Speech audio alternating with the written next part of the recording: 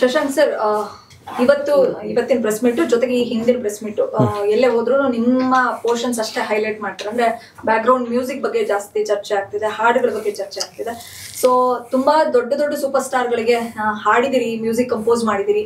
So ಹೊಸ ಒಬ್ಬ new ಕಮರ್ ಸಿನಿಮಾಗೆ ಮಾಡೋದು ನಿಮ್ಗೆ ಚಾಲೆಂಜಿಂಗ್ ಏನು ಅನ್ಸಿರಲ್ಲ ಅಂತ ನನ್ನ ಒಪಿನಿಯನ್.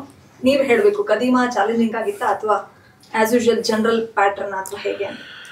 ಯೂಶುವಲ್ ಆಗಿ ನನಗೆ ನಾನು ಇವಾಗ ಮಾಡಿರುವಂಥ ಸಿನಿಮಾಗಳಲ್ಲಿ ನನಗೆ ಆ್ಯಕ್ಚುಲಿ ಅಷ್ಟು ಅದು ಚಾಲೆಂಜಿಂಗ್ ಆಗಿ ಅನಿಸಿರಲಿಲ್ಲ.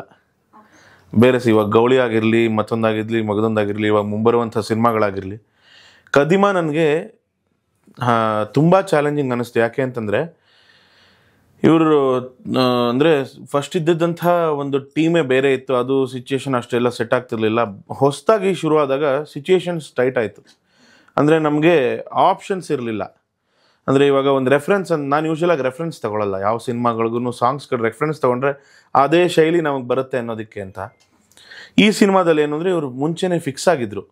ಇವಾಗ ಇಂಟ್ರೊಡಕ್ಷನ್ ಸಾಂಗ್ ಅಂದರೆ ಒಂದು ತುಂಬ ವಿಜೃಂಭಣೆ ಬೇಕು, ಒಂದು ಆಡಂಬರ ಬೇಕು.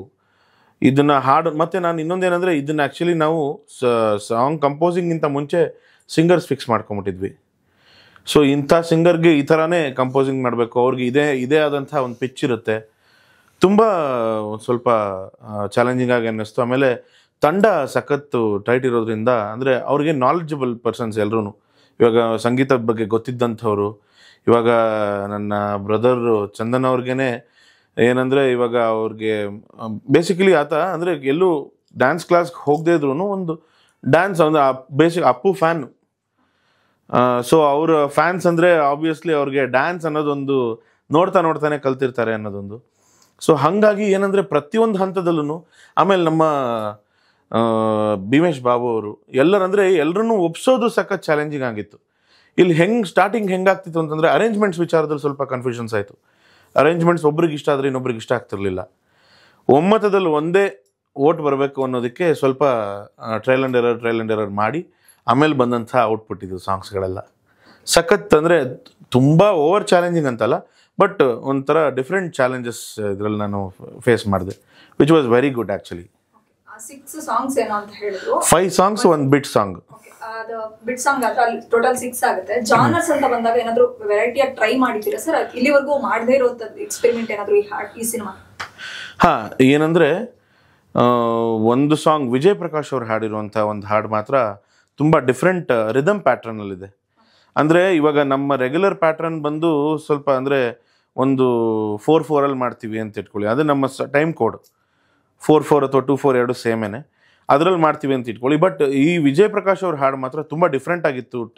ನಮ್ಮ ಟೈಮ್ ಪ್ಯಾಟ್ರನ್ನು ಅಷ್ಟೇ, ರಿದಮ್ ಇದೂ ತುಂಬಾ ಚೆನ್ನಾಗಿತ್ತು. ಆ್ಯಂಡ್ ಅರೇಂಜ್ಮೆಂಟ್ಸು ನಮ್ಮ ಈ ಜಾಝಿ ಫಾರ್ಮ್ಯಾಟ್, ಒಂದು ಜಾಝ್ ಜಾನರ್ ನಮ್ಗೇನು ಬರುತ್ತೆ ಆ ಜಾನರಲ್ಲಿ ನಾವು ಮಾಡಿದ್ದು. ತುಂಬ ಅದು ಒಂಥರ ಟ್ರಯಲ್ ಆ್ಯಂಡ್ ಎರರ್. ಅದು ಕೇಳಿದ ತಕ್ಷಣವೇ ಇಡೀ ತಂಡಕ್ಕೆ ಇಷ್ಟ ಆಗೋಯ್ತು ಆ ಸಾಂಗು. ನಮ್ಮ ಪ್ರೊಡ್ಯೂಸರ್ ಮೇಡಮ್ ಹೇಳ್ಬಿಟ್ರು, ಇದನ್ನು ಫಸ್ಟೇ ಲಾಕ್ ಮಾಡ್ಕೊಂಬಿಡಿ ಅಂತ ಅಂದ್ಬಿಟ್ಟು. ಆ್ಯಂಡ್ ನಮ್ಮ ಅಣ್ಣಂಗೂ ಭಾಳ ಇಷ್ಟ ಆಯಿತು ಎಲ್ಲ ಟೀಮ್. ಅಂದರೆ ಇಲ್ಲಿ ಹೆಂಗಾಗ್ತಿತ್ತು ಅಂದರೆ ಸ್ಟಾರ್ಟಿಂಗ್ ಒಂಥರ ಒಂದು 2-3 ದಿನ ಅಷ್ಟೇ ನಾವು ತೊಗೊಂಡಿದ್ದು. ಆಮೇಲೆ ಮೋರ್ ದೆನ್ ಒಂದು ಫ್ಯಾಮಿಲಿ ಥರ ಆಗೋದ್ವಿ. ಕಿತ್ತಾಟ ಅಂತೂ ರಾಬಾರಿ ಫುಲ್ಲು ಆ ಲೆವೆಲಲ್ಲೆಲ್ಲ ಕಿತ್ತಾಟಗಳು. ಅಂದರೆ ಏನಿಲ್ಲ, ಇದು ಹೆಲ್ದಿ ಕಿತ್ತಾಟಗಳು ಬರಬೇಕು, ಔಟ್ಪುಟ್ ಬರಬೇಕು ಅನ್ನೋ ಲೆವೆಲ್ಗೆ. ಅಷ್ಟು ಭಾಳ ಸಖತ್ತಾಗಿತ್ತು ಒಂಥರ ಮಜಾನ. ಸ್ಟಾರ್ಟಿಂಗ್ ಜರ್ನಿನೇ ಟೇಕ್ ಆಫ್ ಏನೇ ತುಂಬ ಚೆನ್ನಾಗಾಯಿತು. ಯಾರ್ಯಾರು ಹಾಡಿದರೆ ಪರ್ಸನಲಿ ನಿಮಗೆ ಯಾವ ಸಾಂಗ್ ಇಷ್ಟ ಆಯಿತು ಈ ಸಿನಿಮಾ? ಹಾಂ, ಇದು ಆ್ಯಕ್ಚುಲಿ ಕೆಲವು ಅಂದರೆ ಒಂದು ಪ್ಯಾಥೋ ಸಾಂಗ್ ಇದೆ ಇದರಲ್ಲಿ, ಅದು ನನ್ನ ಮೋಸ್ಟ್ ಫೇವ್ರೇಟ್. ನನಗೆ ಇದರಲ್ಲಿ ಸಮಯದ ತೇರು ಎಳೆಯವರು ಯಾರು ಅಂತ ತುಂಬ ಅದ್ಭುತವಾಗಿ ಬಂದಿದೆ. ಅದು ವಾಸುಕಿ ವೈಭವ್ ಹಾಡಿರೋದು. ವಿಜಯ್ ಪ್ರಕಾಶ್ ಅವರು ಒಂದು ಹಾಡು ಹಾಡಿದ್ದಾರೆ, ನಾನೊಂದು ಹಾಡು ಹಾಡಿದ್ದೀನಿ. ಯಾಸಿನ್ ನಿಜಾರ್ ಅಂತ ನಮ್ಮ ಪರಭಾಷಾ ಹಾಗೂ ನಮ್ಮ ಲೆಕ್ಕಕ್ಕೆ ಒಂಥರ ನಮ್ಮ ಕನ್ನಡದವರೇನೆ. ಸೊ ಅವರೆಲ್ಲ ಹಾಡಿರುವಂಥ ಹಾಡುಗಳು. ಆಮೇಲೆ ನಮ್ಮ ಚಂದನ್ ಶೆಟ್ಟಿ ಹಾಡಿದ್ದಾರೆ ಇಂಟ್ರೊಡಕ್ಷನ್, ನೀವೆಲ್ಲ ಕೇಳಿದ ಹಾಗೆ ಅದು. ಅನುರಾಧ ಭಟ್ ಅವ್ರು ಹಾಡಿದ್ದಾರೆ.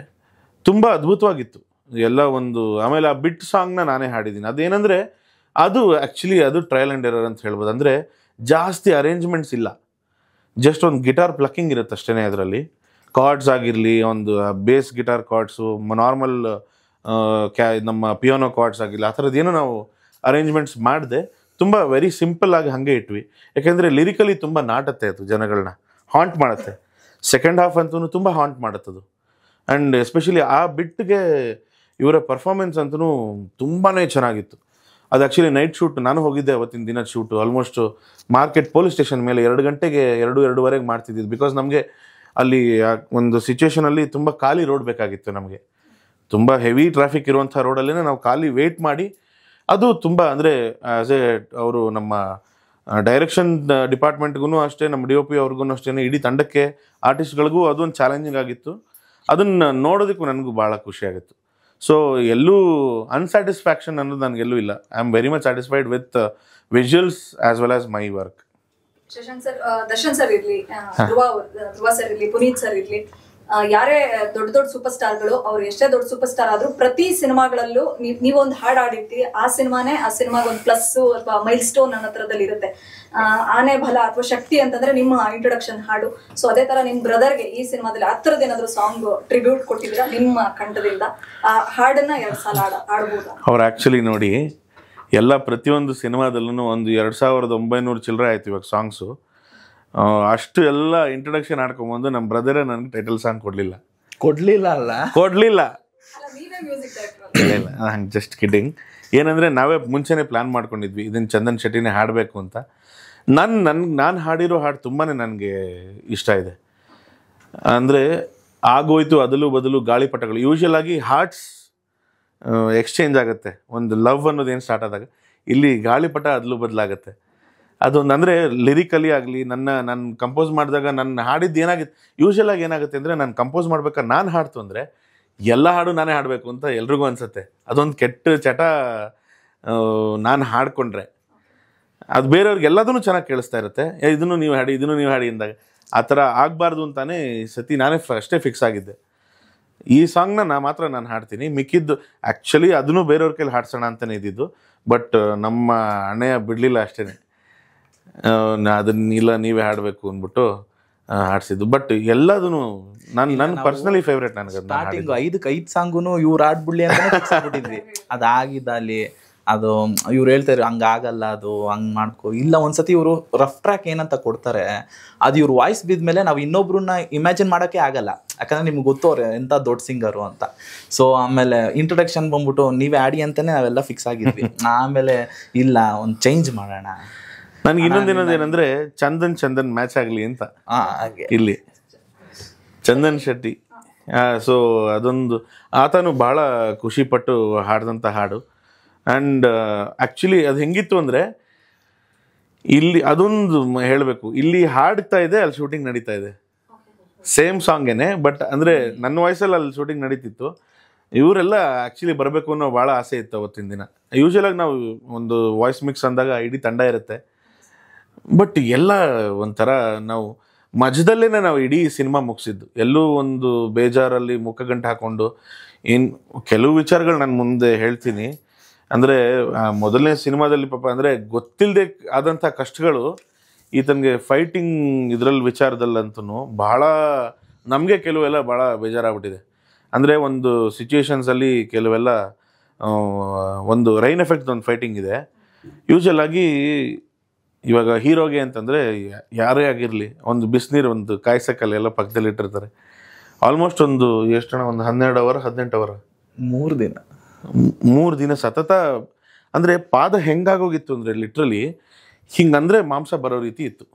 ಅಲ್ಲಿವರೆಗೆ ಅದು ಶೂಸ್ ಹಾಕೊಂಡು ಬೇರೆ ಮಾಡಬೇಕು, ಬೇರೆ ಬಾಡಿ ಇರಲಿ ಅದೇನು ನಾವು ತಡ್ಕೋಬೋದು. ಬಟ್ ಪಾದ ಮಾತ್ರ ಲಿಟ್ರಲಿ ಇನ್ನೊಂದು ಯಾರಾದರೂ ಸ್ಕಿನ್ ಹಿಂಗೆ ಅಷ್ಟು ಬೆಳೆಸ್ಕೊಂಬಿಟ್ಟಿತ್ತು. ಬರೀ 3 ದಿನ ನೀರಲ್ಲಿ ಇದ್ದು ಅಂದರೆ ಅದು ನಮಗೆ ಹೋಗ್ತಾ ಔಟ್ಪುಟ್ ನೋಡಿದಾಗ ಅದೆಲ್ಲ ನಮಗೇನು ನೋವು ಅನ್ನಿಸ್ಲಿಲ್ಲ. ಅಂದರೆ ಈತಂಗೆ ಪಾಪ ನಾವು ಹೇಳ್ಕೊಳ್ಳೋದೇನಿಲ್ಲ, ಈತಂಗೆ ಕೇಳಬೇಕು ನೋವು ಆಯಿತೋ ಇಲ್ವೋ ಅಂತ. ಯಾಕೆಂದರೆ ಯಾವುದನ್ನು ಏನು ಹೇಳ್ಕೊತಿರ್ಲಿಲ್ಲ.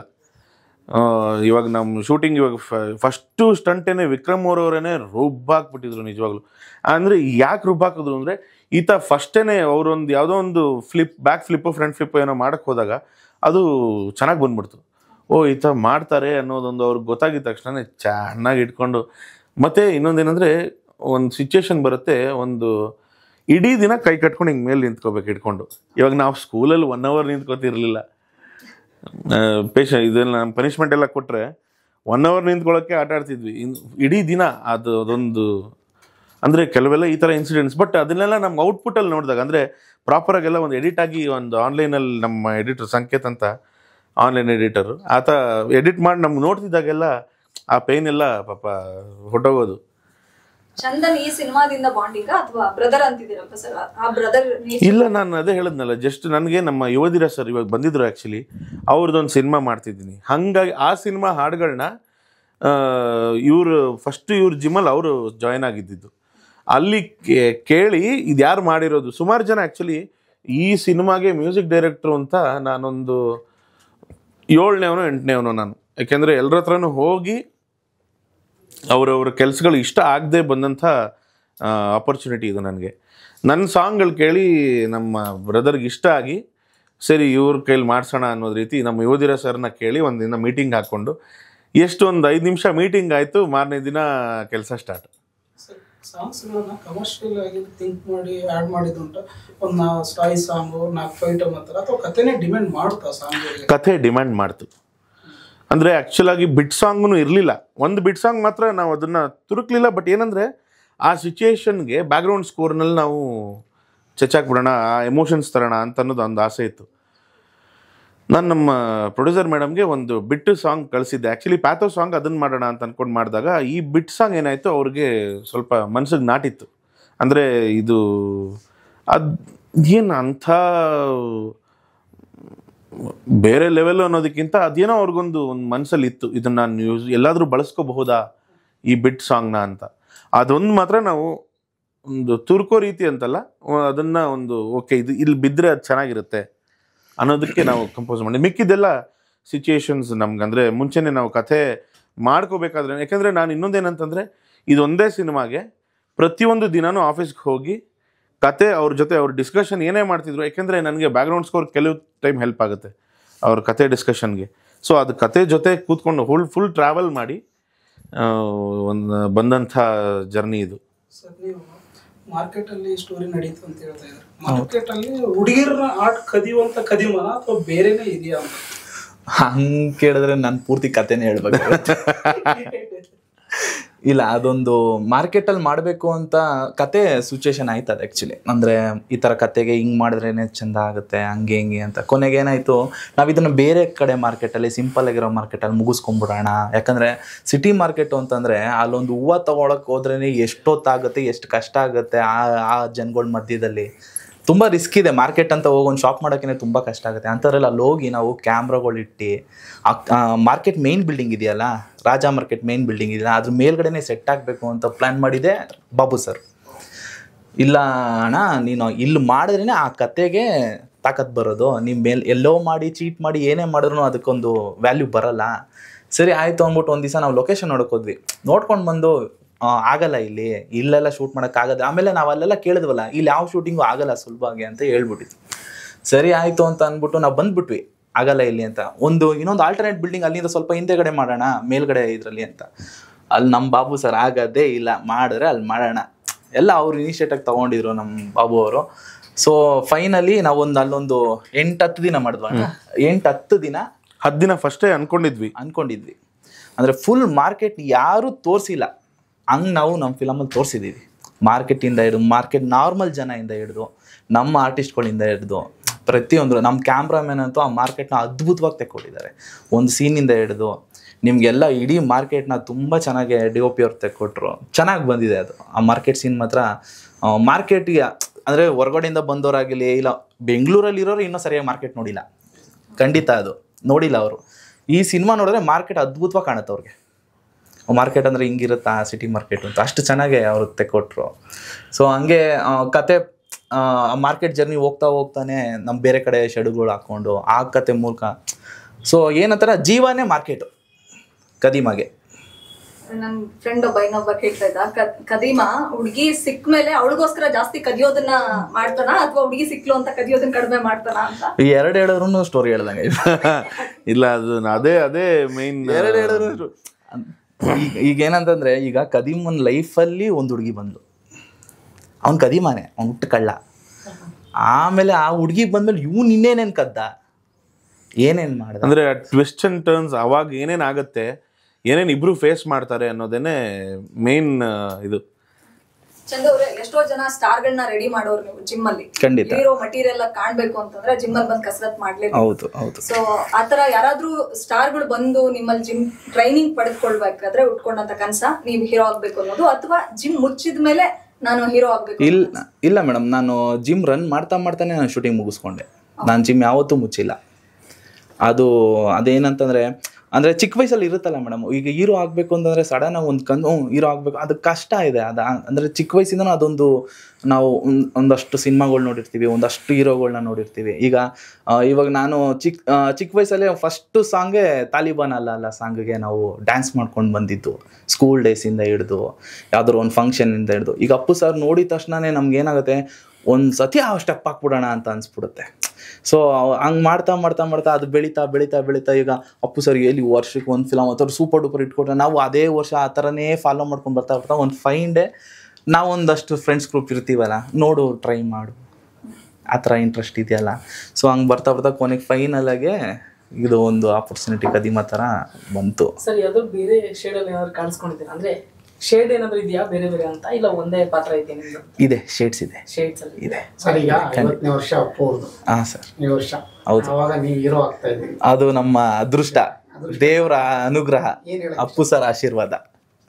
ಅದೇ ತುಂಬ ಖುಷಿ ಇದೆ. ಅಂದರೆ ಅದೇ ನಮ್ಮ ಬಾಸು ನಮ್ಮನ್ನೆಲ್ಲೋ ನೋಡ್ತಾ ಇದ್ದಾರೆ, ನನಗೆ ಆಶೀರ್ವಾದ ಮಾಡ್ತಾ ಇದ್ದಾರೆ. ಅದೊಂದು ನಮ್ಮ ಕಲ್ಪನೆಯಲ್ಲೇ ಅವ್ರು ಇದ್ದಾರೆ, ಅವರೆಲ್ಲೂ ಹೋಗಿಲ್ಲ. ಈಗ ನಾವು ಅವ್ರು ನೆನೆಸ್ಕೊಂಡೆ ನಾನೇನೋ ಮಾಡಬೇಕು ಅಲ್ಲ, ಸಿನಿಮಾನೇ ಅಂತಲ್ಲ, ಇವಾಗ ಅವ್ರು ಎಷ್ಟೋ ಮಾಡಿದ್ದಾರೆ ಆಫ್ ಸ್ಕ್ರೀನಲ್ಲೆಲ್ಲ. ಈಗ ರೋಡಲ್ಲಿ ಹೋಗ್ಬೇಕಾದ್ರೆ ನಾವು ಅಪ್ಪು ಸರ್ದು ಒಂದು ಪೋಸ್ಟರ್ ನೋಡ್ತು ಅಂತಂದರೆ ಅಲ್ವಾ, ಇವತ್ತಿದ್ದಿದ್ರೆ ಅವ್ರ ಆಶೀರ್ವಾದ ಪಡಿಬೋದಿತ್ತು. ಇವತ್ತು ಆಶೀರ್ವಾದ ಇದೆ, ಅದಕ್ಕೆ ಈ ಮಟ್ಟಿಗೆ ಇದ್ದೀವಿ. ತುಂಬ ಖುಷಿ ಇದೆ ಸರ್ ಈ ಸಿನಿಮಾ. ಅಂದರೆ ಅವ್ರು ನೋಡ್ಕೊಂಡು ಬೆಳೆದವ್ರು ನಾವೆಲ್ಲ. ಈಗ ಅಪ್ಪು ಸರ್ ಬಗ್ಗೆ ಆಗಿಂದ ಚರ್ಚೆ ಆಗ್ತಿರೋದಕ್ಕೆ, ರಾಜ್ಕುಮಾರ ಸಿನಿಮಾದಲ್ಲಿ ಯಾರಿವನು ಹಾಡು ಹಾಡಿದ್ದಾರೆ, ನಿಮ್ ಸಿನಿಮಾಗೆ ಕಂಪೋಸರ್ ಕೂಡ ಹೌದು, ಮತ್ತೆ ಹಾಡು ಹಾಡಿದ್ದಾರೆ. ಅದು ಒಂದು ಒಳ್ಳೆ ಸಿಚುವೇಶನ್ ಮೇಡಮ್. ಆ್ಯಕ್ಚುಲಿ ನೀವು ಸೂಪರ್ ಆಗಿರೋ ಒಂದು ಪ್ರಶ್ನೆ ಕೇಳಿದ್ರಿ. ಈಗ ನಮ್ಮ ಯುವದಿರ ಸರ್ ಅಂತ ಇವರು ಪರಿಚಯ ಮಾಡಿಕೊಟ್ರು. ನೋಡ್ಚಂದು ಸಿನಿಮಾ ಮಾಡ್ತಿದ್ಯಾ, ನನ್ನ ಸಿನಿಮಾಗೆ ಇವರೇ ಮ್ಯೂಸಿಕ್ ಡೈರೆಕ್ಟ್ರು, ನೋಡು ಒಂದ್ಸತಿ ಮಾತಾಡು ಅಂತ. ಅಣ್ಣ ಯಾರು? ಶಶಾಂಕ್ ಶೇಷಿಗೆ ಅಂತ. ಹೌದಾ, ಓಕೆ. ಮ್ಯೂಸಿಕ್ ಈಗ ಮೊನ್ನೆ ಗೌಳಿ ಆಗಲೇ ಟೀಸರ್ ಬಂದಿತ್ತಲ್ಲ, ಟೀಸರ್ ಬಂದಿದೆ, ನೋಡಿ ಚೆಕ್ ಮಾಡು ಅಂತ. ಫೈನ್ ಎಲ್ಲ ಮಾಡಿದೆ. ಮತ್ತು ಯಾರು ಅಂತ ನೋಡಿದ್ರೆ ಇದು ಶಶಾಂಕ್ ಶೇಷಗಿರಿ. ಅಂದರೆ ಅವ್ರು ಅವಾಗ ಸಿಂಗರ್ ಅಂತ ಗೊತ್ತಿರುತ್ತೆ. ಇವ್ರು ಯಾವ್ದು ಅಂದರೆ ಇವರು ಎಲ್ಲ ದೊಡ್ಡ ಸ್ಟಾರ್ಗಳಿಗೂ ಇಂಟ್ರೊಡಕ್ಷನ್ ಆಡ್ಬಿಟ್ಟು ಅದು ಎಲ್ಲ ಹಿಟ್ಟಾಗಿರೋದು, ಯಾವುದು ಒಂದು ಆವ್ರೇಜ್ ಅಂತಲೂ ಇಲ್ಲ. ಈ ಮನುಷ್ಯ ಆಡಿರೋ ಸಾಂಗ್ ಎಲ್ಲ ಹಿಟ್ಟೆ. ಸರಿ ಆಯಿತು ಅಂತ ನೋಡಿದ್ರೆ ಕೊನೆಗೆ ನೋಡಿದ್ರೆ ಬಾಸ್ ಒಂದು ಸಾಂಗ್ ಆಡಿದ್ದಾರೆ, ಯಾರಿವನು, ಮತ್ತು ಇನ್ನೊಂದು ಫೀಲ್ ದ ಪವರ್ ಆಡಿದ್ದಾರೆ. ಅಲ್ಲೇ ನಮ್ಮ ಒಲ್ವ್ ಆಗೋಯ್ತು. ಆಮೇಲೆ ನೋಡಿದ್ರೆ ಇವ್ರು ಬಂದು ಮ್ಯೂಸಿಕ್ ಡೈರೆಕ್ಟರಾಗಿ ಬಂದ್ರೂ ಮೊದಲನೆಯಿಂದ ಇವತ್ತು ಕೂತಿರೋರ್ಗು ಈ ಸಿನಿಮಾ ಏನೇ ಕೆಲಸ ಇದ್ರು ಅದು ಇವರಿಂದನೇ ಪ್ರಾರಂಭ ಆಗಿದ್ದು, ಇವರೇ ಮುಗಿಸ್ಕೊಟ್ಟಿದ್ದು. ಬರೀ ನನ್ನ ಮ್ಯೂಸಿಕ್ ಆಯ್ತಪ್ಪ, ನಾನು ಚೆನ್ನಾಗಿ ಮಾಡ್ಕೊಡ್ತೀನಿ, ಸ್ಟೋರಿಯಿಂದ ಹಿಡಿದು ನಿನಗೆ ಯಾರು ಬೇಕು, ಯಾವ ಆರ್ಟಿಸ್ಟ್ ಬೇಕು, ಎಲ್ಲಿಂದ ಹಿಡಿದು. ಅಂದರೆ ನಾವು ಹೆಂಗೆ ಅಂತಂದರೆ ಶೂಟಿಂಗ್ ಮುಗಿಸಿ ಮತ್ತೆ ಒಂದು ಪ್ಯಾಕಪ್ ಆದ್ರೂ ಮಧ್ಯರಾತ್ರಿವರೆಗೂ ನಾವು ಸಿನಿಮಾ ಡಿಸ್ಕಷನ್ ಇರ್ತಿದ್ವಿ. ಅಣ್ಣ ನಾಳೆಗೆ ಹಿಂಗೆ ಮಾಡ್ಬಿಡೋಣ, ಅಣ್ಣ ಒಂದು 3:50 ಮಲ್ಕೊಂಬಿಡೋಣ. ಸರಿ ಆಯಿತು, ಅಲ್ಲೇ ಎಲ್ಲರೂ ಮಲ್ಕೊಂಬಿಡೋಣ. ಬೆಳಗ್ಗೆ ಎದ್ದು ಹಂಗೆ ರೆಡಿ ಆಗ್ಬಿಟ್ಟು ಶೂಟಿಂಗ್ ಹೋಗೋಣ. ಇವರು ನನ್ನ ಜೊತೆ ಹಂಗೆ ಬರ್ತಿದ್ರು. ಅಷ್ಟು ಒಳ್ಳೆ ಬ್ರದರ್ ನನಗೆ ಈ ಕದಿಮ ಸಿನಿಮಾಯಿಂದನೇ ಸಿಕ್ಕಿದ್ದು. ಅಂದರೆ ನಮ್ಮ ಬಾಂಡಿಂಗ್ ಅನ್ನೋದಕ್ಕಿಂತ ಹೆಂಗೆ ಅಂದರೆ ಅದೊಂಥರ ನಾವು ಎಷ್ಟೋ ವರ್ಷದ ಫ್ರೆಂಡ್ಸು ಅನ್ನೋ ಹಂಗೆ ಆಗ್ಬಿಟ್ವಿ. ಏನಂದರೆ ಮೇಡಮ್ಗೆ ಆಸೆ, ನಾಳೆ ಒಂದು ವಿಚಾರ ಇದೆ, ಅದು ಚೆನ್ನಾಗಿ ಬರಬೇಕು ಅನ್ನೋದು. ನಾವು ಹೆಂಗೆ ಅಂದರೆ ಸುಮ್ಮನೆ ಒಂದು ಲಾಂಗ್ ಡ್ರೈವ್ ಅನ್ನೋ ಒಂದು ನೆಪಕ್ಕೆ ಹೋಗೋದು, ಅಲ್ಲೇ ಡಿಸ್ಕಷನ್ ಮಾಡೋದು. ಮೇಡಮ್ ಹಾಗೆ ಪಾಪ ರೆಸ್ಟ್ ಮಾಡ್ತಿರೋರು, ನಾವು ಅಲ್ಲಿ ಇಲ್ಲಿ ಸುತ್ತಾಡ್ಕೊಂಬರೋದು, ಏನೋ ಒಂದು ಡಿಸ್ಕಷನ್ ಮಾಡೋದು. ನಾಳೆ ಹಂಗೆ ಮಾಡಿಸ್ಬಿಡೋಣ, ಹಿಂಗೆ ಮಾಡಿಸ್ಬಿಡೋಣ, ಅವ್ರು ಬರ್ಬೋದು, ಇವ್ರು ಬರ್ಬೋದು, ಅವ್ರಿಗೆ ಆ ಕಾಸ್ಟ್ಯೂಮು ಬಂತಾ ಇಲ್ವಾ ಅದೆಲ್ಲ ಚೆಕ್ ಮಾಡಿಸ್ಕೊಂಡು. ಯಾಕೆಂದರೆ ಪಾಪ ಮೇಡಮ್ ಪ್ರತಿಯೊಂದು ಹೆಜ್ಜೆ ಇದರಲ್ಲೂ ಇದ್ದಾರೆ.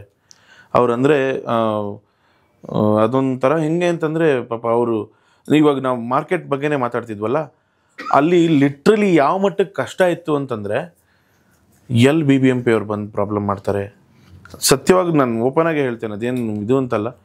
BBMP ಅವರು ತೊಂದರೆ ಮಾಡ್ತಾರೆ, ಎಲ್ಲಿ ಬೇರೆಯವ್ರು ಯಾರಾದರೂ ಬಂದು ಏನಾದರೂ ಪ್ರಾಬ್ಲಮ್ ಮಾಡ್ತಾರೆ. ಯಾಕೆಂದರೆ ನಾವು ಮಾಡ್ತಿದ್ದಂಥ ಶೂಟು ಪೊಲೀಸ್ ಸ್ಟೇಷನ್ ಮೇಲ್ಗಡೆನೆ.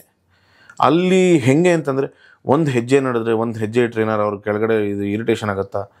ಯಾಕೆಂದರೆ ನಾವು ರಾತ್ರೋರಾತ್ರಿ ಮಾಡ್ತಿದ್ದಂಥ ಶೂಟು. ಬಟ್ ಯಾರು ಒಬ್ರೂ ತೊಂದರೆ ಕೊಡಲಿಲ್ಲ. ಮತ್ತು ಅವ್ರು ಮೇಡಮ್ ಎಲ್ಲ ದಿಕ್ಕಿಂದನೂ ಲಾಕ್ ಮಾಡ್ಕೊಂಬಂದಿದ್ರು, ಅಂದರೆ ಸೇಫ್ ಮಾಡ್ಕೊಂಬಂದಿದ್ರು, ನಮಗೆ ತೊಂದರೆ ಆಗಬಾರ್ದು. ಇನ್ಕ್ಲೂಡಿಂಗ್ ಇವಾಗ ನಮಗೆ ಕೆಲವು ಟೈಮ್ ಇವಾಗ ರಾತ್ರಿ ಮಾಡಬೇಕಾದ್ರೆ ಹೀರೋಗೆ ಏನಾದ್ರು ಒಂಚೂರು ಎಲ್ಲೋ ಒಂಚೂರು ಜ್ವರ ಥರ ಆಗುತ್ತೆ ಅಂತಂದರೆ ಇಮಿಡಿಯೇಟಾಗಿ ಎಲ್ಲ ರೆಡಿ ಇರೋದು ಅವ್ರ ಕೈಲಿ, ನಮ್ಮ ಮೇಡಮ್ ಕೈಲಿ. ಒಂದು ಮಾತ್ರೆ ಆಗಿರ್ಬೋದು, ORS ಥರ ಆಗಿರ್ಬೋದು. ಯಾಕೆಂದರೆ ನಾವು ರಾತ್ರಿ ಹಗಲು ಅಂತಲ್ಲ, ಯಾಕೆಂದರೆ ಮತ್ತು ಅತಿ ಬೇಗ ಚೆನ್ನಾಗಿ ಅಚ್ಚುಕಟ್ಟಾಗಿ ಮುಗ್ದಂತಹ ಸಿನಿಮಾ. CGಯಿಂದ ಕೆಲವು ವಿಚಾರಗಳಿಂದ ಮತ್ತು ನನ್ನ ಬ್ಯಾಕ್ಗ್ರೌಂಡ್ ಸ್ಕೋರಿಂದ ಕೆಲವು ಡಿಲೇಗಳಾಗ್ತಾ ಬಂದವು. ಅದು ಬಿಟ್ಟರೆ ಟಕ ಮುಗಿದೋಯ್ತು ಕೆಲಸ. ಮತ್ತು ಪ್ರತಿ ಹಂತದಲ್ಲಿ ಅಷ್ಟು ರೆಡಿಯಾಗಿದ್ವಿ ನಾವು. ಇವಾಗ ವಿಕ್ರಮ್ ಅವರೇನೋ ಒಂದು ಇಲ್ಲ ಮೇಡಮ್ ನಾನು ಪ್ಲೀಸ್ ಇನ್ನೊಂದು ದಿನ ಕೊಡಿ ಅಂದರೆ ಕೂತ್ಕೊಂಡು ಯೋಚನೆ ಮಾಡ್ತಿದ್ರು, ಅದು ಅವಶ್ಯಕತೆ ಇದೆಯಾ ಇಲ್ವಾ, ಅದಕ್ಕೆ ಎಷ್ಟು ಖರ್ಚಾಗತ್ತೆ. ಒಂದು ಸರ್ತಿ ಒಂದು ಹಂತದವರೆಗೂ ಖರ್ಚು ಮುಂದೆ ಬರ್ತಾಯಿತ್ತು, ನಾವು ಜಾಸ್ತಿ ಮಾಡ್ತಿದ್ವಿ ಅಂತ. ಬಟ್ ಆಮೇಲಿಂದ ಔಟ್ಪುಟ್ ನೋಡ್ತಾ ಆಕೆನೇ ಡಿಸೈಡ್ ಆಗಿಬಿಟ್ರು. ಶಿ ಬಿಕೇಮ್ ವೆರಿ ಸ್ಟ್ರಾಂಗ್ ಅನ್ನೋದು ಏನಂದರೆ ಓಕೆ ಇದು ಖರ್ಚಾಗ್ತಿದೆ. ಮತ್ತು ಇನ್ನೊಂದೇನೆಂದರೆ ನಾವು ಇದು ಒಂದು ಆನ್ಲೈನ್ ಎಡಿಟ್ ನೋಡಿಕೊಂಡು ಅಕಸ್ಮಾತ್ ಆ ಸಿಚುವೇಶನ್ನು ಆ ಸೀನು ಬಂದಿಲ್ಲ ಚೆನ್ನಾಗಿ ಅಂದರೆ ಮತ್ತೆ ಅದನ್ನು ರೀಶೂಟ್ ಮಾಡಿಸಿದ್ದೀವಿ, ಅದಕ್ಕೂ ರೆಡಿ ಆದರು. ಯಾಕೆಂದರೆ ಮತ್ತೆ ನಾವು ಇಡೀ ಸಿನಿಮಾ ನೀವು ನೋಡಿದ್ರೆ ಎಲ್ಲೂ ನಿಮಗೆ ಒಂದು ಕಾಸ್ಟ್ಯೂಮ್ ಕಂಟಿನ್ಯೂಟಿ ಮಿಸ್ ಆಗಿಲ್ಲ, ಎಲ್ಲೂ ಒಂಚೂರು ಹೇರ್ ಸ್ಟೈಲ್ ಒಂದು ಸ್ವಲ್ಪ ಪ್ರಾಬ್ಲಮ್ ಆಗಿಲ್ಲ, ಪ್ರಾಪರ್ಟೀಸ್ ಎಲ್ಲೂ ಮಿಸ್ ಆಗಿಲ್ಲ, ಅಷ್ಟು ನೀಟಾಗಿ ಬಂದಿದೆ ಪ್ರತಿಯೊಂದು. ಆಕೆನೇ ನೋಡ್ಕೊಂಡು ಮತ್ತು ಪ್ರೊಡ್ಯೂಸರ್ ಅಂತಂದರೆ ನಾನು ದುಡ್ಡು ಹಾಕ್ಬಿಟ್ಟಿದ್ದೀನಮ್ಮ, ನಾನು ಮನೇಲಿರ್ತೀನಮ್ಮ ಆ ಥರ ಇಲ್ಲ. ಅವ್ರಿಗೆ ಪಾಪ ಅವ್ರಿಗೆ ನೈಟ್ ಶಿಫ್ಟ್ ಕೆಲಸ.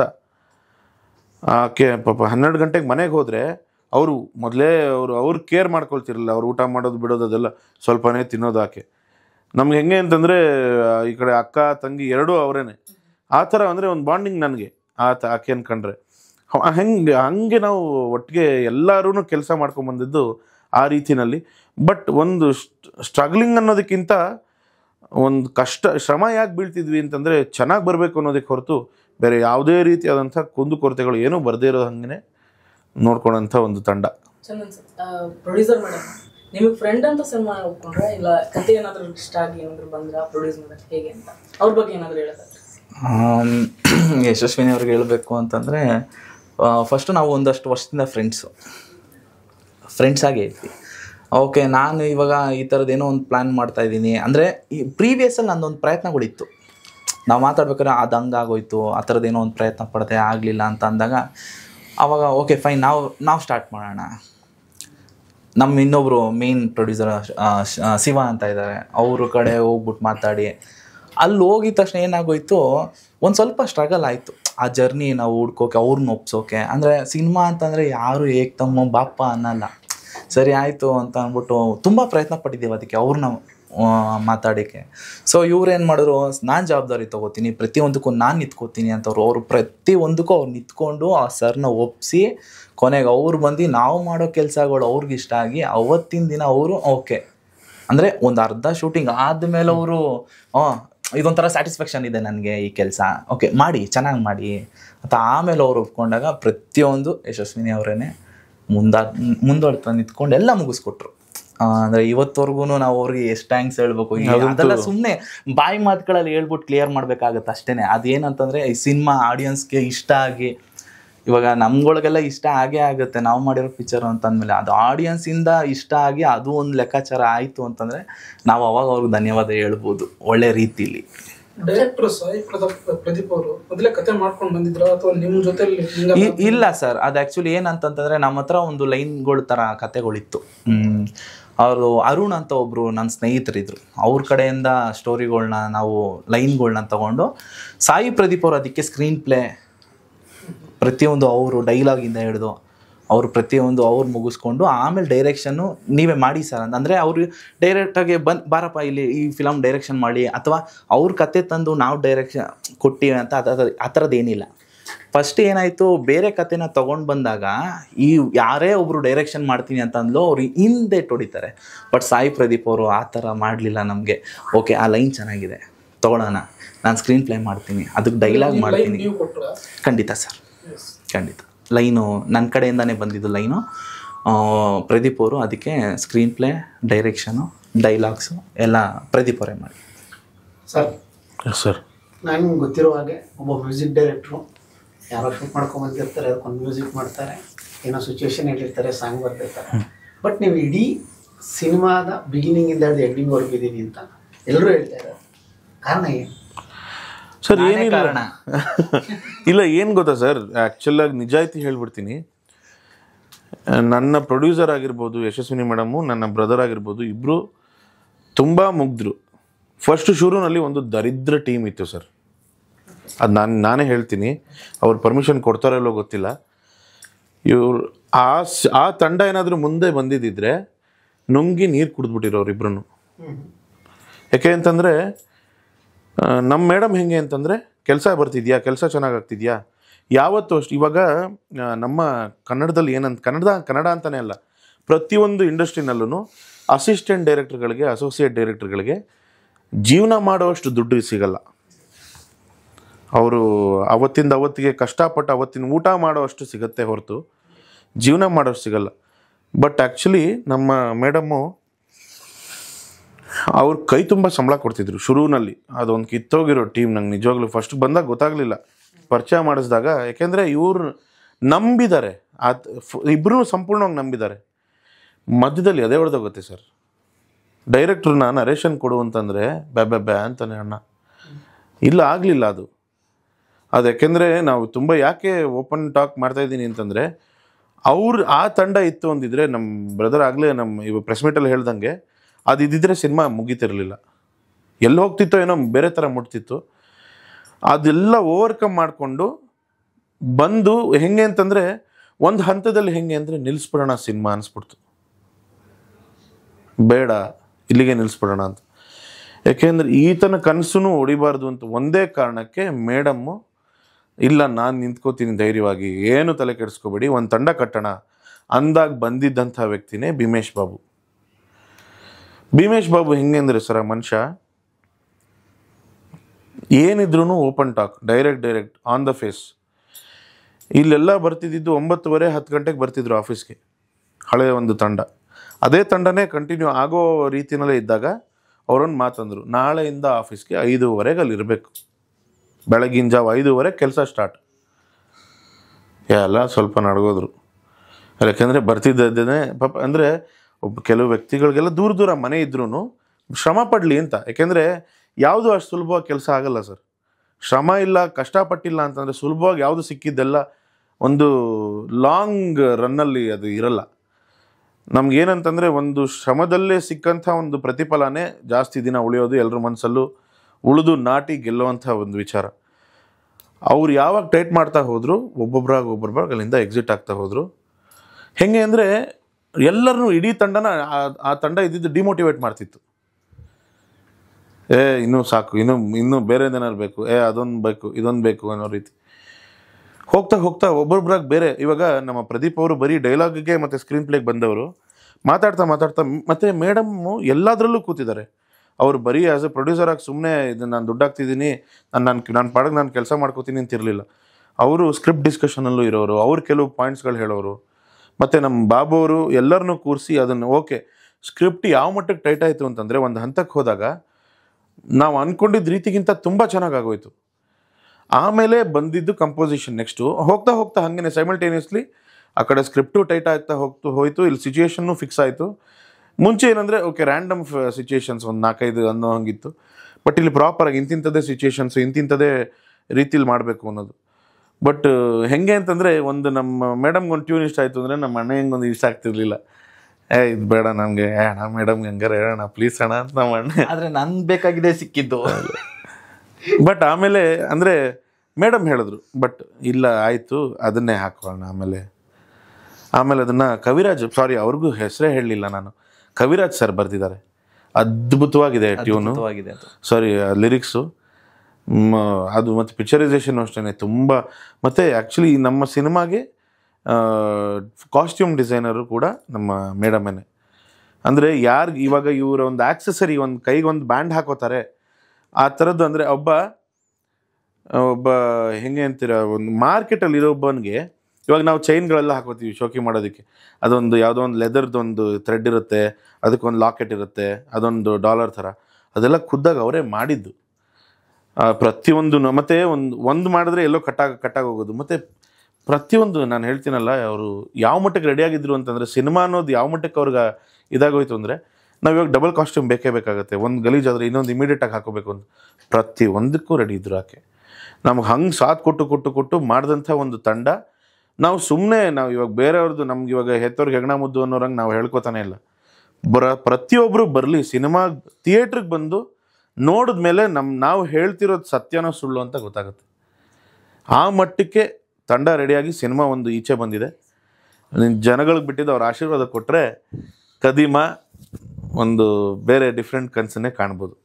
ಚಂದನ್, ನೀವು ಜಿಮ್ ಟ್ರೈನರು ಜೊತೆಗೆ ಕೆಲವು ಸಿನಿಮಾಗಳಿಗೆ ಫೈಟರ್ ಆಗಿ ಕೆಲಸ ಮಾಡಿದ್ರಂತೆ. ಹೋಗ್ತಿದೆ ಮೇಡಮ್, ಹೋಗ್ತಿದೆ, ಸುಮ್ಮನೆ ಹೋಗ್ತಿದೆ. ಯಾವ್ದು ಕಾಣುತ್ತೆ, ಯಾರು ಕರ್ಕೊಂಡು ಹೋಗ್ತಾರೆ ಅವ್ರ ಜೊತೆ ಹೊರಟೋಗ್ತಿದೆ. ಅದು ಬರೀ ಪರ್ಟಿಕ್ಯುಲರ್ ಫೈಟ್ಸ್ ಮಾತ್ರ. ಯಾವ ಸಿನಿಮಾ ಎಕ್ಸಾಂಪಲ್?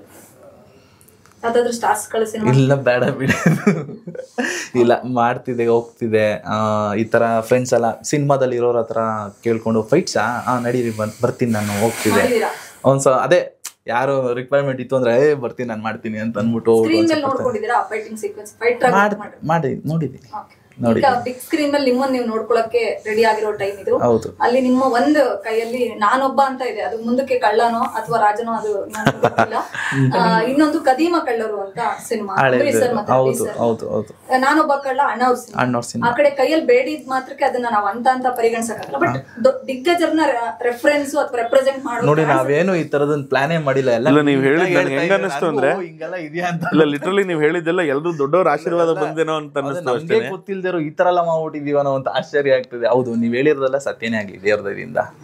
ಇಲ್ಲ, ಅದು ಯಾವ ರೆಫರೆನ್ಸ್ ತರ ಅಂತಲ್ಲ, ಇಟ್ಸ್ ನಾಟ್ ಪ್ಲಾನ್ಡ್ ಮೇಡಮ್. ಪ್ರತಿಯೊಂದೂ ಮತ್ತೆ ಕೆಲವೊಂದು ಇವಾಗ ನೀವು ಅದು ಹೇಳ್ದಂಗೆ ಅದು ಪ್ಲಾನ್ ಮಾಡಿದ್ದು ಅಂತ, ಅದಂತೂ ನನಗೆ ಬೇಕು ಅಂತ ಡೈರೆಕ್ಟರ್ಗೆ ಹೇಳಿ ರಿಕ್ವೆಸ್ಟ್ ಮಾಡಿ, ಇವಾಗ ನಾನು ಮಾರ್ಕೆಟಲ್ಲಿ ಕಳ್ಳ ಅಲ್ವಾ, ಹಾಕು ಅದ್ರದ್ದು ಏನಾರು ಒಂದು ಅಂತ ಹಾಕ್ಸ್ಕೊಂಡಿರೋದು. ಅದು ತುಂಬಾ ಸೂಟ್ ಆಯ್ತದ, ಅದಕ್ಕೊಂದು ವ್ಯಾಲ್ಯೂ ಇದೆ ಫಿಲಮ್ ಅಲ್ಲಿ. ಇಲ್ಲ, ಅದು ಅಂದ್ರೆ ನಿಮ್ಗೆ ಹೋಗ್ತಾ ಅಂದ್ರೆ ಸಿನಿಮಾ ನೋಡ್ಬೇಕಾದ್ರೆ ಅದ್ರದ್ದು ಏನೋ ಪ್ರಾಶಸ್ತ್ಯ ಪ್ರತಿಯೊಂದು ಅಷ್ಟೇ ಮೇಡಮ್. ಅದು ಅದ ಚೆನ್ನಾಗಿದೆ, ಚೆನ್ನಾಗಿ ವರ್ಕ್ ಆಗಿದೆ. ಅದು ಮಾರ್ಕೆಟ್ ಅಲ್ಲಿ ಬಹುಶಃ ನೀವು ದೇವಸ್ಥಾನದಲ್ಲಿ ಕಳುವು ಮಾಡ್ತೀರಾ ಅಂತ ಕಾಣುತ್ತೆ. ದೇವಸ್ಥಾನದಲ್ಲಿರೋ ಥಿಂಗ್ಸ್ ನಾನು ಒಂದ್ ಹೇಳ್ಬಿಡ್ತೀನಿ, ದಯವಿಟ್ಟು ನೀವು ನಮ್ಮ ಹೀರೋಗೆ ನೀವು ಕನ್ಫ್ಯೂಸ್ ಮಾಡ್ತೀರಾ, ಅವ್ರ ಬಾಯಿಗೆ ಬಿಟ್ಬಿಡ್ತಾರೆ. ಇಲ್ಲ ಮೇಡಮ್, ಸುಳ್ಳದು. ಮಾಸ್ಕ್ ಇದೆ ಸರ್, ಅದನ್ನ ಮಾಸ್ಕ್ ಅಲ್ಲ, ಅಲ್ಲಿ ದೇವತೆ ರೂಪ ತಗೊಳ್ತಾಳೆ ಅಂತಂದ್ರೆ ಅದು ದೇವ್ರದು ಉಂಡಿದ ಅಥವಾ ಇನ್ನೇನಕ್ಕೆ ಮೇಡಮ್? ಸುಳ್ಳು ಮೇಡಮ್. ಹೀರೋ ನಿಜ ಹೇಳಿದ್ರು ಅಂತ ನೀವ್ ಹೇಳ್ಬೇಕು. ದಯವಿಟ್ಟು ನೀವು ಕನ್ಫ್ಯೂಸ್ ಮಾಡ್ಬೇಡಿ ಸರ್. ಅದು ಹಾಕೊಳಕ್ಕೆ ಅಲ್ಲ, ಅದರಿಂದ ಏನಾದ್ರು ಬೇರೆ ರೀತಿ ಶೇಡ್ ಹೋಗುತ್ತಾ? ಇಲ್ಲ, ಹೇಳಲ್ಲ ನಾನು.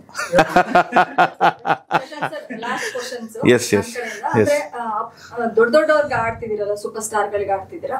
ರೀಸೆಂಟ್ ಡೇಸ್ ಅಲ್ಲಿ ಅದೇ ಅಪ್ಪು ಸರ್ ಹೋದ್ಮೇಲೆ ಅವ್ರು ಹಾಡುಗಳನ್ನ ಆಡಿ ಅಂತ ಯಾವ್ದಾದ್ರು ಸಿನಿಮಾ ಟೀಮ್ ಕಡೆನವರು ಅಂದ್ರೆ ಅಪ್ಪು ಸರ್ಗೆ ರೆಪ್ರೆಸೆಂಟ್ ಮಾಡೋ ತರದ ಯಾವ್ದಾದ್ರು ಹಾಡುಗಳು ಬಂದಾಗ ನಿಮ್ಮ ಹತ್ರನೇ ಬರ್ತಾ ಇದಾರ ಹಾಡಿ ಅಂತ? ಆ ತರದ್ದು ಏನಾದ್ರು ಆಗ್ತಾ ಇದೆಯಾ? ಅಂದ್ರೆ ಆಕ್ಚುಲಿ ಅದು ರಾಜಕುಮಾರ ಸಿಕ್ಕಿದ್ದು ಒಂದು ಸ್ಪೆಷಲ್ ಥಿಂಗ್. ಅದು ಹೆಂಗೆ ಅಂದರೆ, ನಾನು ಅದನ್ನು ರೆಕಾರ್ಡ್ ಮಾಡಿದ್ದು ಬೆಳಗಿನ ಜಾವ 4:15ಗೆ. ಅದು ಹಿಂದಿನ ದಿನ DSP ಹಾಡಿರೋದು ರಿಲೀಸ್ ಆಗೋಗುತ್ತೆ, ದೇವಿಶ್ರೀ ಪ್ರಸಾದ್ ಹಾಡಿರೋದು. ರಿಲೀಸ್ ಆಗಿ ಕೇವಲ 2 ನಿಮಿಷಕ್ಕೆ 8,000 ಕಮೆಂಟ್ ಬರುತ್ತೆ ಯೂಟ್ಯೂಬಲ್ಲಿ. ತುಂಬ ದರಿದ್ರವಾಗಿದೆ, ತುಂಬ ಅವನು ಉಚ್ಚಾರಣೆ ತಪ್ಪಾಗಿದೆ, ಕೆಟ್ಟದಾಗ ಹಾಡಿದ್ದಾನೆ, ಅವಮಾನ ಆಯಿತು, ಅಪ್ಪು ಸರ್ ಫ್ಯಾನ್ಸ್ಗೆ ಎಲ್ಲರೂ ಅವಮಾನ ಮಾಡಿದ್ರಿ ಅನ್ನೋ ರೀತಿ. ಅವತ್ತು ಇನ್ಕ್ಲೂಡಿಂಗ್ ನಾನು ಕೂಡ ಬೇಜಾರಾಗಿರ್ತೀನಿ, ಯಾಕೆಂದರೆ ನನ್ನದೇ ವಾಯ್ಸ್ ಇದೆ ಅಂತ ಹೇಳಿದ್ಮೇಲೆ ನಾನು ಮನೆಗೆ ಹೋಗಿ ತುಂಬ ಬೇಜಾರಲ್ಲಿ ಮಲಗಿರ್ತೀನಿ. ನನ್ನ ಹತ್ರನೇ ಹಾಡಿಸಿದ್ರು. ಅಂದರೆ ಅದು ಆಗಿ ಸುಮಾರು ಹಾಡುಗಳು ಹಂಗಾಗೋಗಿದೆ. ಬಟ್ ಇದು ನನಗೆ ಯಾಕೆಂದರೆ ಅಪ್ಪು ಸರ್ಗೆ ಮೊದಲನೇ ಹಾಡು ಹಾಡಿದ್ದು ಹಂಗಾಗ್ಬಿಡ್ತು ಅನ್ನೋದೊಂದು ಬೇಜಾರಿತ್ತು. ರಾತ್ರಿ ಮಲಗಿದ್ದೀನಿ 12:30 1 ಗಂಟೆ ಅಷ್ಟೊತ್ತಿಗೆ ಹರಿಯಣ್ಣನ ಫೋನು. ಆವಾಗ ನಾನು ಬೇರೆ ಮೂಡಲ್ಲಿದ್ದೆ, ಎದ್ದೇಳಕ್ಕೆ ನಿದ್ದೆ ಬೇರೆ ಜಾಸ್ತಿ ಆಗಿತ್ತು. ಆಮೇಲೆ ನಾನು ಅದು ರೆಡಿ ಆಗೋ ಅಷ್ಟರೊಳಗೆ ನಿದ್ದೆ ಬೇರೆ ಜಾಸ್ತಿ ಆಗಿತ್ತು, ಎದ್ದೇಳೋ ಮೂಡಲ್ಲಿರಲಿಲ್ಲ. ಆಮೇಲೆ ಕಷ್ಟಪಟ್ಟು ಶ್ರಮಪಟ್ಟು 3 ಗಂಟೆಗೆ ರೆಡಿಯಾಗಿ 4 ಗಂಟೆಗೆ ರೆಕಾರ್ಡ್ ಮಾಡಿ 9 ಗಂಟೆಗೆ ರಿಲೀಸ್ ಆಗಿ ಅಪ್ಪು ಸರಿಂದ ಒಂದು ಫೋನ್ ಬರುತ್ತೆ. ಥ್ಯಾಂಕ್ಸ್ ಅಮ್ಮ, ತುಂಬ ಚೆನ್ನಾಗಿ ಹಾಡಿದ್ದೀರಾ, I really loved your texture man, God bless you. ಟಕ್ ಅಂತ ಕಟ್ ಮಾಡ್ತಾರೆ ಅಷ್ಟೇ.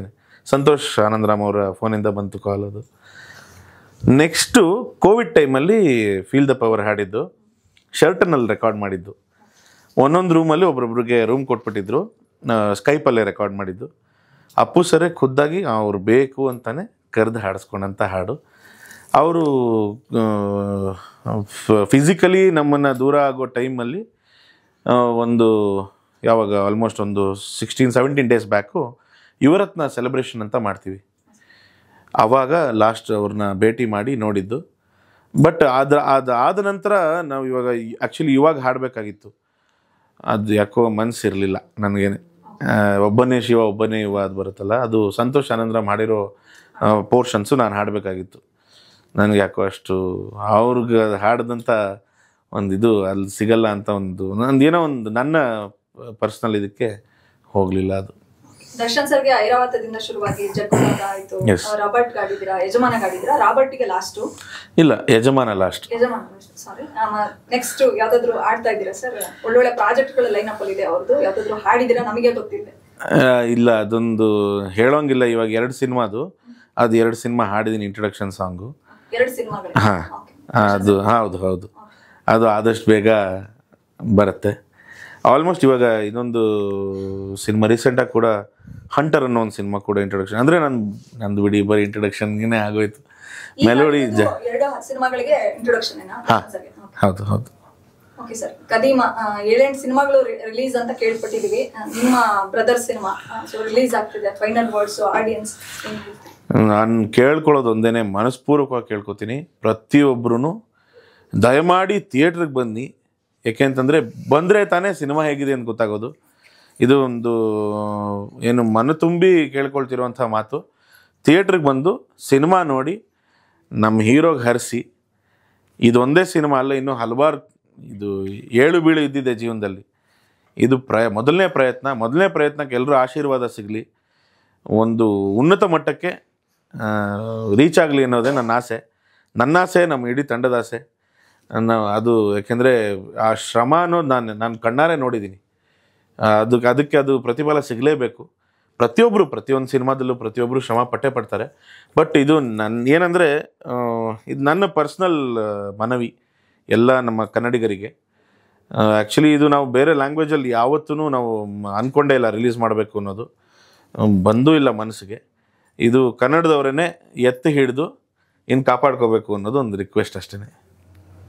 ಸರ್, ನೀವು 4-5 ದಿನ ಇದೆ, 7-8 ದಿನ ಅಂದ್ರೆ ನಿಮ್ಮನ್ನ ನೀವು ಬಿಗ್ ಸ್ಕ್ರೀನ್ ಮೇಲೆ ನೋಡ್ಕೊಳ್ಳುವಂತ ದೊಡ್ಡ ಅವಕಾಶ.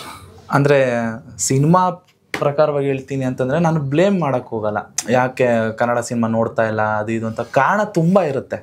ಈಗ ನನ್ನ ಸಿನಿಮಾ ಬಂದಿದೆ ಅಂದ ತಕ್ಷಣ ಬನ್ನಿ ಥಿಯೇಟ್ರಿಗೆ ಬಂದು ನೋಡಿ ಆ ಥರ ಅನ್ನೋದಕ್ಕಿಂತ ಅವ್ರವ್ರ ಸಿಚುಯೇಷನ್ಗಳು, ಜನಗಳಿಗೆ ಏನು ಇರುತ್ತೋ, ಇದಿರುತ್ತೋ. ಅಂದರೆ ಈಗ ಏನಂತಂದರೆ ಇವಾಗ ನಾವು ಒಂದು ಬಿಸ್ನೆಸ್ ಮಾಡೋಣ ಅಂತ ಬಿಸ್ನೆಸ್ ಎಲ್ಲ ಪ್ಲ್ಯಾನ್ ಮಾಡ್ತೀವಿ, ಯಾರ್ದು ಆಗ್ತಾ ಇಲ್ಲ ಮೇಡಮ್, ಯಾರ್ದು ನಮ್ಮಂಥ ಹೊಸೊಬ್ರದಂತೂ ಖಂಡಿತ ಏನೂ ಆಗ್ತಾಯಿಲ್ಲ. ಅದಂತೂ ತುಂಬ ದುಃಖ ಇದೆ ಅಣ್ಣ. ಅದು ಸೊ ಪ್ರೀ ರಿಲೀಸ್ ಬಿಸ್ನೆಸ್ಗಳು ತುಂಬ ದುಃಖ ಇದೆ ಅದಂತ. ಯಾಕಂದರೆ ಅಷ್ಟು ಓಡಾಡಿರ್ತೀವಿ, ಅಷ್ಟು ಒಲ್ವಿಂದ ಶೂಟ್ ಮಾಡಿರ್ತೀವಿ, ಟೆಕ್ನಿಷಿಯನ್ಸ್ಗಳೆಲ್ಲ ಇದ್ರು, ಯಾರೋ ಹೊಸ ಹುಡುಗ ಮಾಡ್ತಾ ಇದ್ದಾನೆ ಮುಗಿಸ್ಕೊಂಡು ಹೋಗ್ಲಿ ಅಂತ ಅಲ್ಲ, ಸ್ವಂತ ತಮ್ಮ ಅಣ್ಣ ಮಾಡಿರೋ ರೇಂಜಿಗೆ ಅವರೆಲ್ಲರೂ ಜೊತೆ ನಿಂತ್ಕೊಂಡು ಮುಗಿಸ್ಕೊಟ್ಟಿರೋಂಥ ಸಿನಿಮಾ ಇದು. DOP ಆಗಿರಲಿ, ಬಾಬು ಅವರಾಗಿರಲಿ, ನನ್ನ ಅಸಿಸ್ಟೆಂಟ್ ಡೈರೆಕ್ಟರ್ಗಳು ಉದಯ್ ಆಗಿರಲಿ, ಶಶಿ ಆಗಿರಲಿ, ವಿಜಯ್ ಅಣ್ಣ ಆಗಿರಲಿ, ಎಲ್ಲರೂ ಅವ್ರವ್ರ ಕೆಲಸ ಹೆಂಗೆ ಅಂತಂದರೆ ಅವ್ರ ಕೆಲಸ ಆಯಿತು ಹೋಗ್ಲಾ, ಇನ್ನೂ ಏನು ಬೇಕು, ಇನ್ನೂ ಎಷ್ಟು ದಿನ, ನಾಳೆ ಎಷ್ಟೊತ್ತಿಗೆ ಬರಬೇಕು, ಆ ಹುಮ್ಮಸ್ಸು ಫಸ್ಟ್ ಸಿನಿಮಾದಲ್ಲಿ ಇವರೆಲ್ಲ ತೋರಿಸ್ಬಿಟ್ರು ಅಂದಾಗ ಸಿನಿಮಾ ಇಂಡಸ್ಟ್ರಿ ಹಿಂಗೇ ಇದೆ ಅಂತ ತಿಳ್ಕೊಂಡಿದ್ದೀನಿ ನಾನು. ಹಾಗೆ ಆಡಿಯನ್ಸು ಕೂಡ ಒಂದು ಕನ್ನಡ ಸಿನಿಮಾ ಬರ್ತಾ ಇದೆ ಕದೀಮಾ ಅಂತ, ಅಚ್ಚ ಕನ್ನಡದ ಟೈಟಲ್ ಅದು. ಪೂರ್ತಿ ಮಾರ್ಕೆಟ್ನ ಹೆಂಗೆ ತೋರಿಸ್ಬೇಕು, ಅದರಲ್ಲಿ ಏನು ಒಂದು ಲವ್, ಒಂದು ಸಾಂಗ್ಸ್ ಅಂತೂ ನೀವು ನೋಡಿದ್ದೀರಾ ಯೂಟ್ಯೂಬಲ್ಲಿ ಇನ್ನೇನು ಬಂದ್ಬಿಡುತ್ತೆ ಎಲ್ಲ ಥರನೂ. ಫೈಟ್ಸೇ ಆಗಿರಲಿ, ಫೈಟ್ ಮಾಸ್ಟರ್ಗಳೇ ಆಗಿರಲಿ, ಅವರೆಲ್ಲ ಏನು ಅಂತಂದರೆ ನಿನ್ನ ಕೆಪಾಸಿಟಿಗಿಂತ ಜಾಸ್ತಿ ನಾನು ಮಾಡಿಸ್ತೀನಿ, ನೀನು ಸುಸ್ತಾಗಿ ರೆಸ್ಟ್ ಮಾಡಿ ಮತ್ತೆ ಬಾ, ಒಂದೇ ಸತಿ ಮುಗಿಸ್ಬಿಡಲ್ಲ ನಾನೇ ನಿನ್ನ, ಓಕೆನಾ ಅಂದ್ಬಿಟ್ಟು ಒಂದಿನ ಎಕ್ಸ್ಟ್ರಾ ಮಾಡೋಣ, ಇನ್ನೊಂದಿನ ಪ್ರೊಡ್ಯೂಸರ್ಗಳು ಅದ್ರ ತಕ್ಕನಾಗಿ ಎಲ್ಲ ಥರ ಪ್ರೊವೈಡ್ಗಳು ಮಾಡಿದ್ದಾರೆ ಮೇಡಮ್.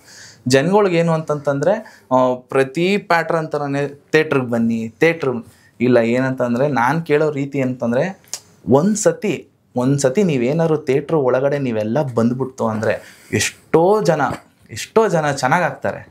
ಇನ್ನೂ ತುಂಬ ದೊಡ್ಡ ಸಿನಿಮಾಗಳು ಬರುತ್ತೆ. ಅಂದರೆ ನಮ್ಮದೇ ಅಂತಲ್ಲ, ಇಡೀ ಕನ್ನಡ ಸಿನಿಮಾ ಎಲ್ಲನೂ ಥಿಯೇಟ್ರಲ್ಲೇ ನೋಡಿ. ಆ ಥಿಯೇಟ್ರ್ ನೋಡಿದ್ರೆ ಬಿಸ್ನೆಸ್ಗಳು ನಾವು ಕಾಯೋದು ಬೇಡ, ಅದಾಗೆ ಬರುತ್ತೆ. ಅಂದರೆ ನಾವು ಮಾಡ್ತಿರೋ ಸಿನಿಮಾಗಳು ಬಿಸ್ನೆಸ್ಗೋಸ್ಕರ ಮಾಡಬಾರ್ದು ಅಣ್ಣ. ಜನಗಳಿಗೋಸ್ಕರ ಮಾಡಬೇಕು, ಜನಗಳಿಗೋಸ್ಕರನೇ ಮಾಡಿದ್ದೀನಿ. ಫಸ್ಟ್ ಅದಕ್ಕೆ ಜನಗಳ ಮುಂದೆನೇ ಇಡ್ತಾ ಇದ್ದೀನಿ. ನಾನು ಏನು ಬಿಸ್ನೆಸ್ ಆಗಿಲ್ಲ ಇನ್ನೂ ನಮ್ಮ ಸಿನಿಮಾದು, ಜನಗಳಿಗೆ ಬಿಟ್ಬಿಟ್ಟಿದ್ದೀನಿ ಆ ಧೈರ್ಯನ. ಖಂಡಿತ ಇದೇ ಏಪ್ರಿಲ್ 18 ಸಿನಿಮಾ ಥಿಯೇಟ್ರಿಗೆ ಬಂದು ನೋಡಿ ಅಂತ ನಿಜವಾಗ್ಲೂ ಬೇಡ್ಕೊತೀನಿ.